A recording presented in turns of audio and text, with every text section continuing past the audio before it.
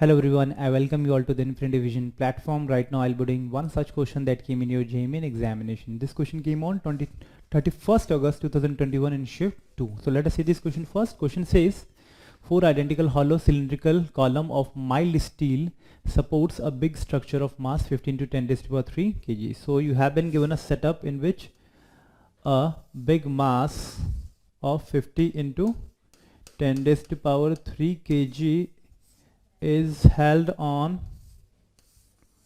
4 identical cylindrical column. Okay, so 1, 2,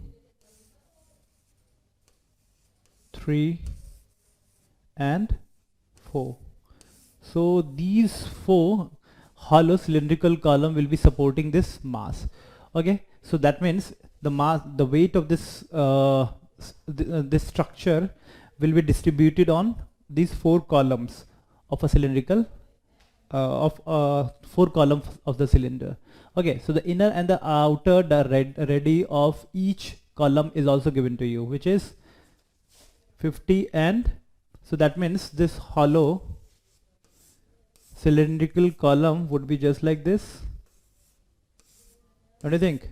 With its inner diameter of 50 centimeter and the outer diameter of 100 centimeter. Okay,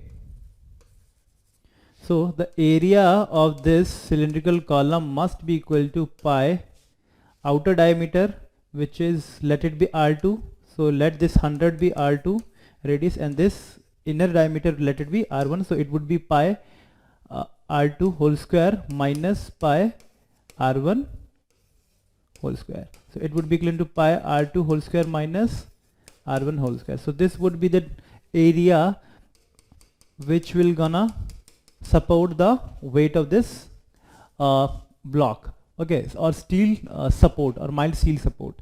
Okay, now the entire weight of it would be distributed into 4 columns. Okay, so now assuming uniform local distribution, calculate the compression strain of each column. So you need to find out the compression strain of each column. Okay, we know that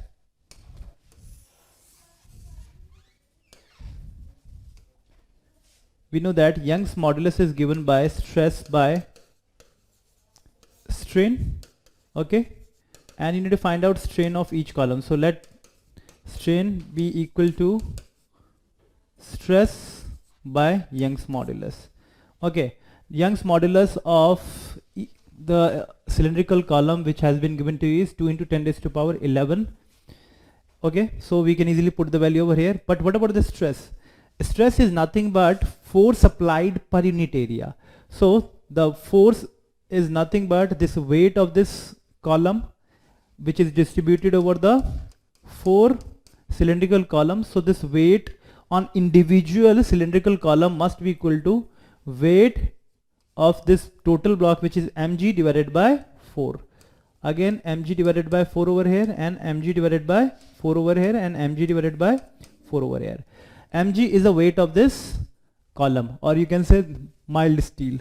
Okay, so this column has a weight of, which supports a big structure of mass. Okay, this mass weight is mg, so it would, so the weight on individual column would be mg by 4.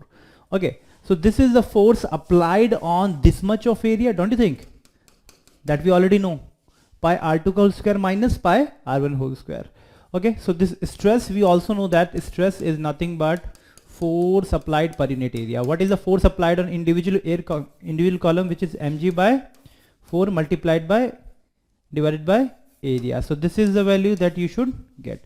So we'll be putting the value over here so that we can easily find out the strain on individual steel column, which is stress per unit area. What is stress over here? Stress is mg divided by 4 into A into Young's modulus. Okay, rest everything is clear, just we have to put the values, and again ultimately you will get the answer.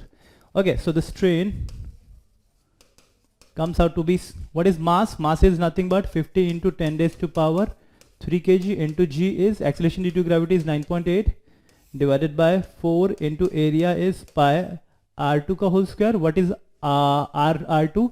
Which is 100 centimeter. That means 100 centimeter is meter. So 1 meter whole square minus, 50 centimeter. 50 centimeter is nothing but half meter. Okay, so half whole square. So this is the value of area that you are getting, multiplied by Young's modulus, which is nothing but 2 into 10 raised to power 11. What you can do is just you need to solve this expression, and eventually you will get this final answer as 2.6 into 10 raised to power minus 7. So this would be the final answer you will be getting after solving this numerical term. Okay, rest everything is clear. This question is quite easier because just you have to imagine the mass of the the weight of all the blocks must be equally distributed on the individual cylindrical column. Rest everything is clear. Okay, I hope this question is clear to everyone. Thank you.